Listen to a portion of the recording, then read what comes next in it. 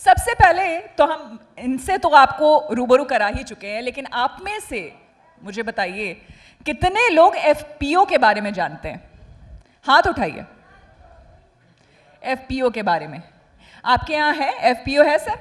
है। जमशेद अगर होंगे माइक के साथ। हाँ जमशेद, आप थोड़ी देर के लिए वहां पर अगर मदद कर दें मेरी। सर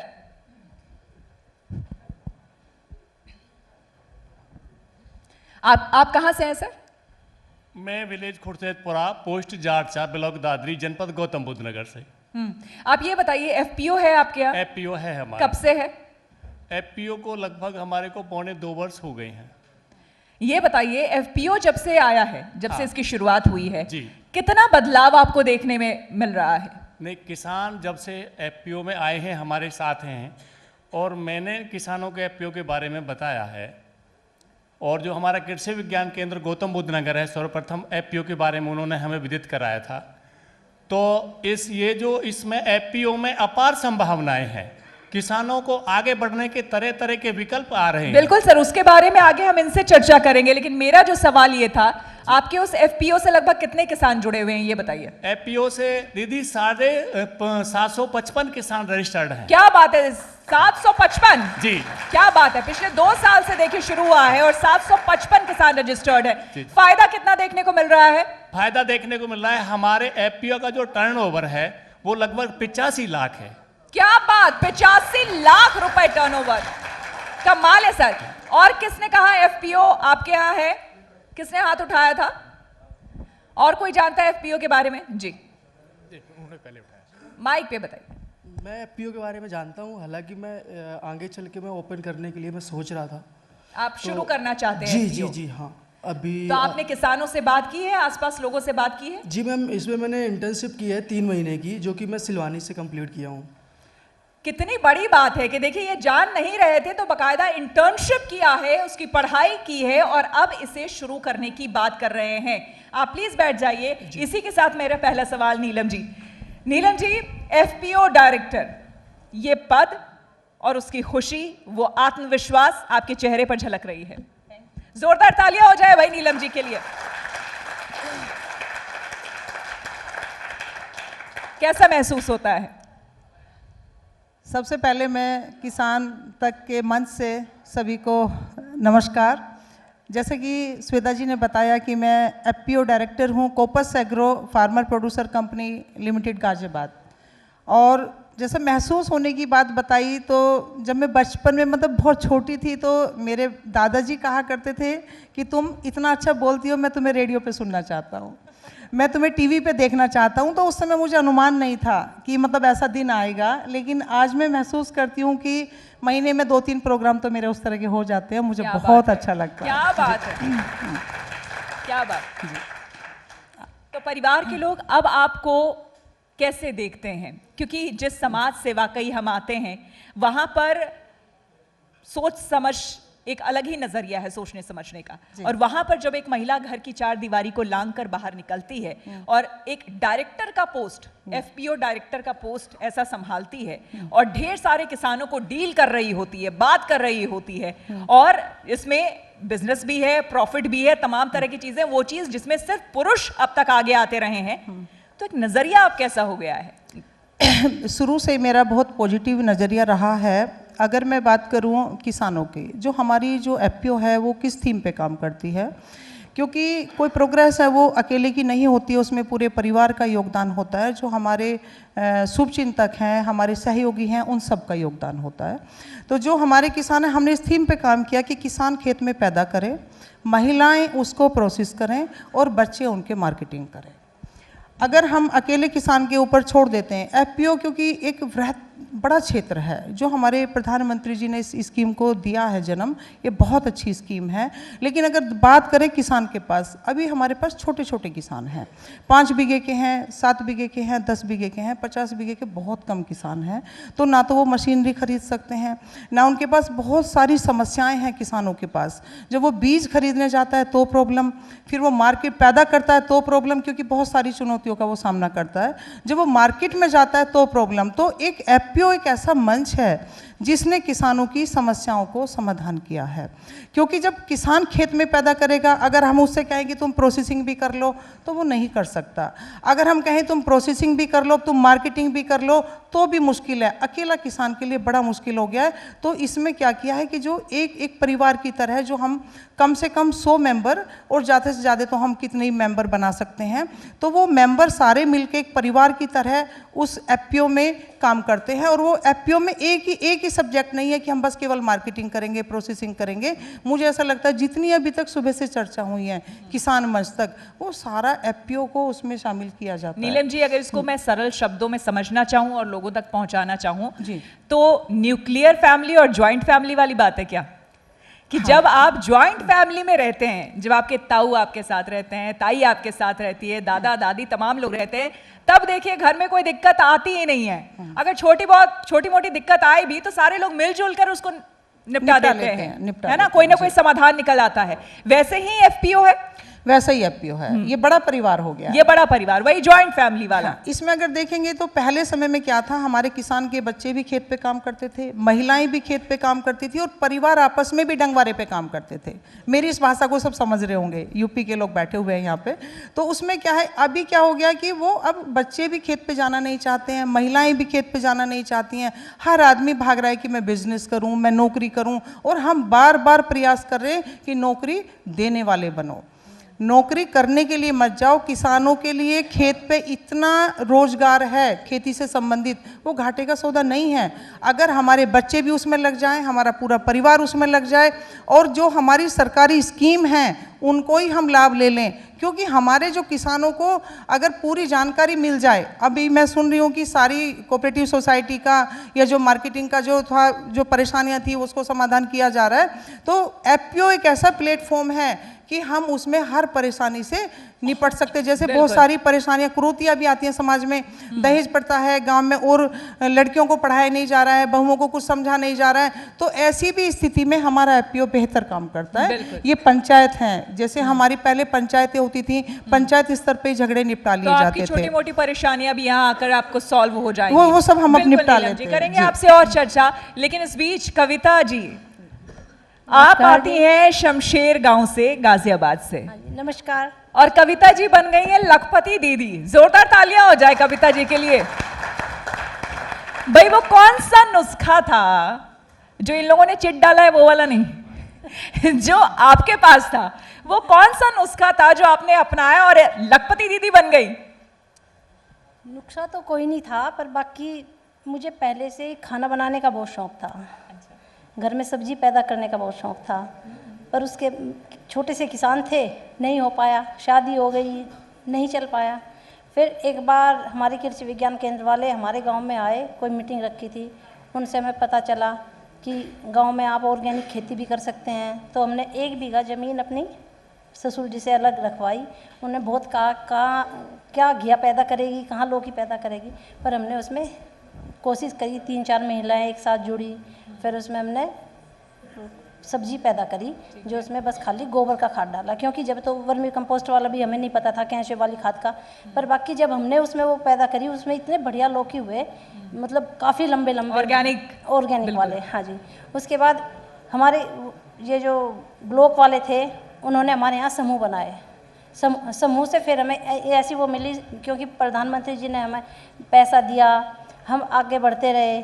उससे फिर हमारे गांव में कैंटीन का प्रस्ताव आया। गांव में अगर कोई कैंटीन करना चाहे तो कर सकता है। मुझे ये प्रस्ताव आया आपके इस कदम के बाद? हाँ जी, इस कदम के बाद। अब सब्जी भी हम अपनी बना रहे थे, पैदा कर रहे थे, हमने हाथ उठा लिया। क्या बात है। हमने तहसील में कैंटीन शुरू कर दी। अब कैंटीन शुरू कर दी है आपने? हाँ। तो अब लखपति कहा, मुझे लगता है धीरे धीरे करोड़ की तरफ बढ़ने वाली है ये। नहीं जी, लखपति नहीं। आप में से कितनी महिलाएं हैं जो लखपति दीदी बनना चाहती हैं? हाथ उठाइए, हाथ उठाइए भाई। कितने लोग लखपति बनना चाहते हैं यहाँ पर? कोई माइक लेकर जाए उनके पास, हम बात करना चाहेंगे। अब 1 लाख नहीं, 2 लाख पर साल कमा रहे हैं। बिल्कुल, हम उन महिलाओं से भी बात करना चाहेंगे, हम सुनना चाहेंगे, अगर कोई माइक उन तक पहुंचाए, कि वो लखपति दीदी बनना चाहती हैं और इनसे कितनी प्रेरित हैं। अनुज जी, अगर कोई माइक वहां तक महिलाओं तक पहुंचा दे।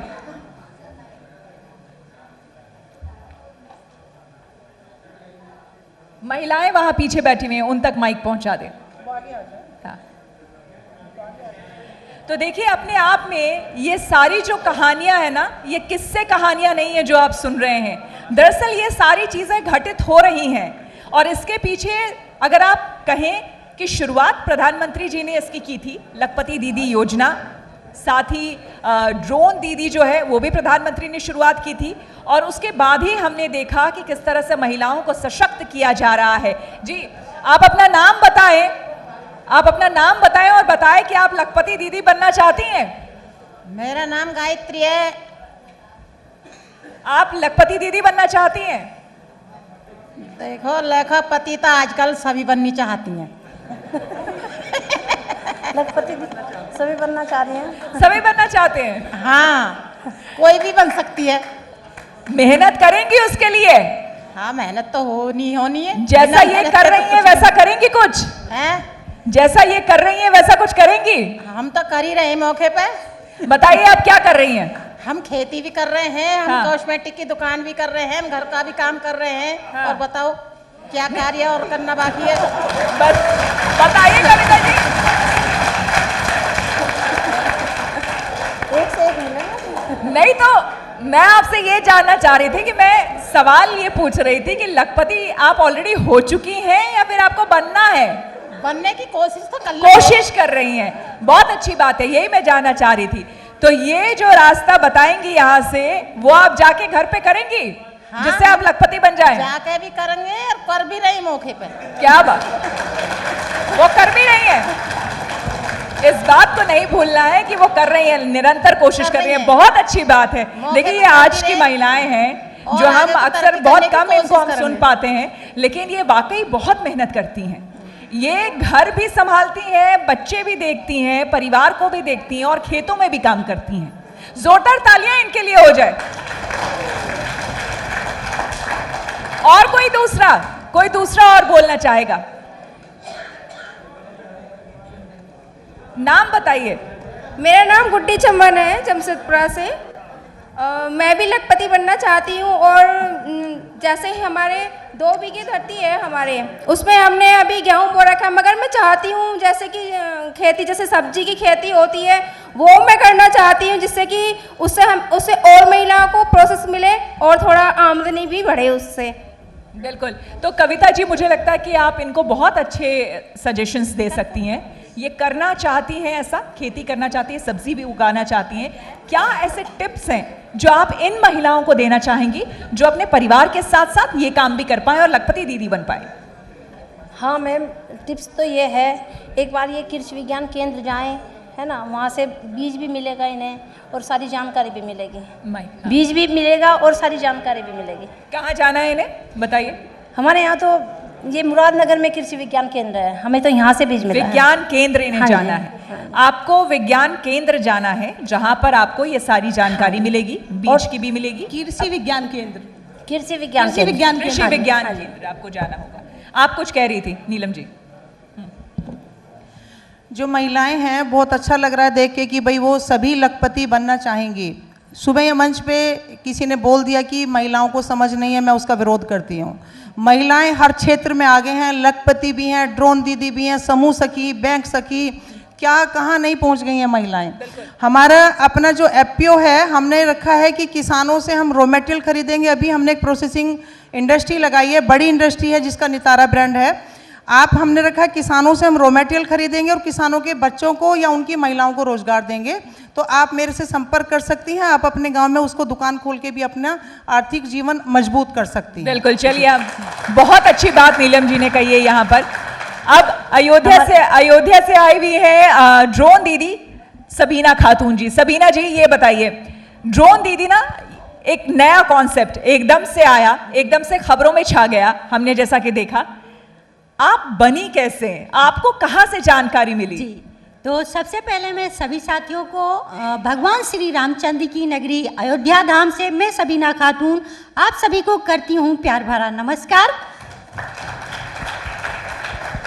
और जैसा कि ड्रोन दीदी 15 अगस्त 2023 को हम सब के प्रिय हम बहनों के प्रधानमंत्री मोदी जी ने उद्बोधन किया कि नमो ड्रोन दीदी परियोजना निकाली जाएगी, जिसके तहत 1000 दीदियों को ड्रोन निःशुल्क सरकार के द्वारा दिया जाएगा। उसको हम लोगों ने सुना हुआ था उनका उद्बोधन, और उससे संबंधित फिर मैं बीच बीच में विकास भवन भी जाया करती हूँ काम के सिलसिले में। तो जहाँ पर मुझे NRLM में श्रीमती सरिता जो DMM हैं उनके द्वारा ये अवगत कराया गया कि इस समय ड्रोन की एक परियोजना आई है, ट्रेनिंग होनी है, क्या सबीना करना चाहोगी? तो उस समय मैं रियल बताऊँ, मैंने सोचा जो फिल्म बनती है छोटे छोटे ड्रोन उड़ते हैं तो वही वाला होगा, लेकिन फिर भी मैं कभी किसी काम को ना नहीं करती हूँ। मुझे हर वक्त कुछ नया सीखने का वो चस्का रहता है, जैसे दिलचस्पी रहती है। क्या बात है। मैंने कहा जी मैम मैं सीखूंगी। उन्होंने जो है HURL कंपनी से संपर्क किया और उनके द्वारा हमारा आवेदन लिया गया, और मैंने अपना ही नहीं अपने साथ साथ अयोध्या की 5 और दीदियों का भी आवेदन कराया जो हमारे जैसे ही छोटे छोटे गांव के रहने वाली हैं। बिल्कुल, गाजियाबाद की एक और ड्रोन दीदी मंजू रानी जी हमारे बीच हैं। मंजू जी, आपसे जानना चाहेंगे, इन्होंने तो अपनी कहानी बता दी, इनको कैसे पता चला, आपको कैसे ये जानकारी मिली कि ड्रोन दीदी बना जा सकता है? पहले तो मैं धन्यवाद करना चाहूँगी किसान तक को, क्योंकि जब इसका उद्घाटन हुआ था चैनल का तो उस समय की मैं यहाँ पे साक्षी थी, मैं उस उद्घाटन में यहाँ पे मौजूद थी, और ये मेरा बड़ा सौभाग्य है कि मुझे यहाँ पे बोलने का अवसर मिला है। क्या बात है। आज आप सोचिए, जब किसान तक का उद्घाटन हुआ था उस समय ये यहाँ मौजूद थी और आज एज अ गेस्ट ये बैठी हुई हैं, अपने आप में कितनी बड़ी बात है। जोरदार तालियां इनके लिए। तो मंजू जी, ये सफर आपका अभी तक का कैसा रहा है, ये बताइए। सभी को नमस्कार, और मेरा नाम मंजू कश्यप है और मैं गाजियाबाद के गांव दुहाई से रहने वाली हूँ। वैसे तो मैम मैं फिश फार्मिंग करती हूँ और साथ में सिंगाड़े की खेती करती हूँ, लेकिन जैसे कि आपका सवाल है लखपति दीदी का, प्रधानमंत्री मत्स्य संपदा योजना के तहत 39,000 करोड़ रुपया मत्स्य पालन के लिए दिया गया, जिसमें कि एक मेरी योजना पास हुई एक्वेरियम की, रंगीन मछली की, जो कि 10 लाख की है, और उसमें महिला को 60% सब्सिडी और पुरुषों के लिए 40% सब्सिडी, जो कि 6 लाख में सब्सिडी ले चुकी हूँ। तो लखपति दीदी का तो अवसर यहाँ पे प्राप्त हुआ, और फिर उसके बाद में उसी तालाब के अंदर सिंगाड़े की खेती भी करती हूँ। जैसे कि मेरे पास में कृषि विज्ञान केंद्र है, मैं वहाँ की नई नई तकनीकों से अपने कृषि विज्ञान केंद्र के तहत अच्छी वहाँ से ट्रेनिंग लेती हूँ, और वहाँ से ट्रेनिंग लेने के बाद में मैं उस पर टेरेस फार्मिंग करती हूँ। जैसे कि हमारा जो तालाब है, हम उसकी साइड में अमरूद की खेती कर सकते हैं। एक अमरूद जो पिंक ताइवान जैसा होता है 40 से 50 किलो का फल दे देता है 2 साल के अंदर, और मार्केट में उसका रेट 140, 50, 160 तक का भी है। तो एक लखपति बनने का सुनहरा मौका हमारे पास वो भी है। और उससे बाद में हम जो पास की जो साइड रह जाती है, हम उस पर सब्जी की खेती भी कर सकते हैं। और उसमें बाद में थोड़ा कुछ दिन पहले हमारे कृषि विज्ञान केंद्र में एक समिति बैठक होती है जो कि हर साल होती है, उसमें कुछ मेरी डिस्प्ले पे इस तरह से फ़ोटो ही चलाई जा रही थी, जो कि मैं सिंगाड़े के अंदर पानी के अंदर घुस करके स्प्रे कर रही थी, एक नॉर्मल सी जो कंधे पे टांगने वाली मशीन होती है। तब वहाँ पे कृषि विज्ञान केंद्र के डायरेक्टर साहब डॉक्टर PK सिंह सर वहाँ पे मौजूद थे। उन्होंने कहा कि इस डिस्प्ले को यहीं पे ही रोक दीजिए। तो डॉक्टर प्रमोद जी ने कहा, जो कि वहाँ के KVK के प्रभारी हैं, उन्होंने कहा सर क्या कुछ हमसे गलती हो गई जो आप इसको रुकवा रहे हो। उन्होंने कहा कि जिस तरह से ये महिला पानी में घुसकर वो कर रही है स्प्रे, आज से जो हमारी एक योजना प्रधानमंत्री जी के तहत ड्रोन दीदी वाली चली हुई है, मैं कुछ नहीं जानता, आप उसका योजना का लाभ इस महिला को दिलाइए। क्या बात है। फिलहाल तो मेरे को उसका भी लाभ मिला नहीं है, लेकिन मैं आवेदन उसके लिए कर चुकी हूँ। अगर सौभाग्य रहा और माननीय प्रधानमंत्री जी का आशीर्वाद रहा तो ड्रोन दीदी भी जल्दी ही बन जाऊंगी। क्या बात है, जोरदार तालियां। इसे कहते हैं कॉन्फिडेंस। ये कॉन्फिडेंस ऐसे नहीं आता है। देखिए, मुझे लगता है जहां तक कॉन्फिडेंस की बात होगी, आप लोग भी इस बात से इत्तेफाक रखेंगे कि सबसे पहले आपको अपने ऊपर विश्वास होना चाहिए कि मैं ये काम कर सकता हूं या कर सकती हूं। और उसके बाद देखिए सरकार की तरफ से जो योजनाएं हैं उसके बारे में आपको सबसे पहले जागरूक भी होना होगा, क्योंकि सरकार तो योजनाएं ला रही हैं, लेकिन उसका फायदा किस तरह से उठाया जा सके उसके बारे में पहले आपको जानकारी इकट्ठा करनी होगी। ये अलग अलग जो केंद्र बने हुए हैं, इन केंद्रों पर जाकर आपको जानकारी इकट्ठा करनी होगी, और इन जानकारियों को इकट्ठा करने के बाद किसान तक के इस तरह के समिट्स को, जब आप कई सारे समिट्स को इस तरह से आप देखेंगे, बड़े बड़े लोगों को जो महारथी हैं अपने फील्ड में, उनको सुनेंगे, उनको जानेंगे, तो वो दिन दूर नहीं है जब ये, मुझे लगता है, कुर्सियां कम पड़ जाएगी, क्योंकि वहां जो लोग आज बैठे हैं यहां पर नजर आएंगे। जोरदार तालियां हो जाए आप लोगों के लिए भी, क्योंकि जो उत्साह आप लोगों में मुझे देखने को मिल रहा है, खास करके युवा पीढ़ी को जो मैं देख रही हूं, मुझे लगता है कि युवा पीढ़ी आज के समय में, नीलम जी आपको नहीं लगता कि अभी जब से मैं देख रही थी जितने भी युवा हैं बहुत ज़्यादा उत्साहित भी हैं, और कृषि को लेकर जो दिलचस्पी इनमें देख रही हूँ वो वाकई अमेजिंग है एक तरह से। जी, ये बच्चे युवा बच्चे हैं और इनका जो भविष्य है, जो ये भविष्य में देखते हैं, जो आपने बताया ना, सबसे पहले अपने ऊपर विश्वास होना चाहिए, इन सबको विश्वास है। दूसरा, जो महिलाएं हैं, जो उस छोर तक भी महिला बैठी हैं, किसान बैठे हैं, उनके लिए किसान मंच तक, किसान तक से मेरा आह्वान है कि कोई भी अपने आप को कमज़ोर ना समझे। कोई भी कमज़ोर नहीं है, बस ज़रूरत है अपने आप को जगाने की, उस जुनून की, उस लगन की, जो हमें उस छोर तक ले जा सकता है जहाँ तक हम बैठे हैं। आप भी वहाँ अगली साल आ सकते हैं, बस आपको अपना टारगेट फिक्स करना है। दूसरा, हमारे साथ में 10,000 महिला किसान हैं जो जुड़ी हुई हैं, और 20,000 किसान हैं जिनका मैं नेतृत्व करती हूँ। ये बड़ी उपलब्धि है हमारे बिल्कुल, लिए। बहुत बड़ी उपलब्धि है। साथ ही साथ चूंकि अब समय भी धीरे धीरे आगे बढ़ता जा रहा है, तो हमने ये तो जान लिया कि ये अगर आज यहाँ पर बैठी हैं, इस जगह पर बैठी हैं, तो उसके पीछे क्या वजह रही, किस चीज़ ने इन्हें प्रेरित किया, तब वो आज यहाँ पर हैं, और कॉन्फिडेंस से भरपूर है, उसमें कोई कमी नहीं है ना। तो इसमें साथ ही सात अब मैं एक एक सवाल आप लोगों से ये लेना चाहूंगी। कविता जी, आप ही से शुरुआत करते हुए। हम गाय के गोबर से दिए भी बनाते हैं। क्या बात है। तो जिसमें धूप बत्ती अगरबत्ती, हमारे जब राम अयोध्या में गए हैं 1 लाख दिए। क्या बात है। गाय के गोबर से अयोध्या नगरी में। क्या बात है। तो कविता जी, आप ही से शुरुआत करते हुए, चूंकि समय कम है, कि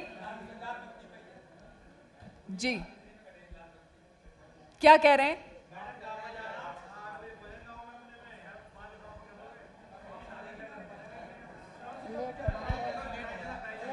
बस कार्यक्रम अब